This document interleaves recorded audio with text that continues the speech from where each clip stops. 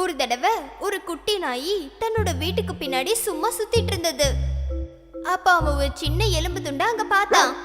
அந்த நாய் அதை கவ்வி எடுத்துக்கிட்டு ஒரு மறைவான இடம் தேடி போச்சு. அந்த இடத்துல போய் உட்காந்துட்டு அந்த எலும்பை ருசி பார்க்க ஆரம்பிச்சது. கொஞ்ச நேரத்திலேயே அது களைப்பாயிடுச்சு. அந்த எலும்ப ஓரமா வச்சுட்டு அது தூங்க ஆரம்பிச்சது. கொஞ்ச நேரத்துக்கு அப்புறம் அது தூக்கத்துல இருந்து எழுந்தது.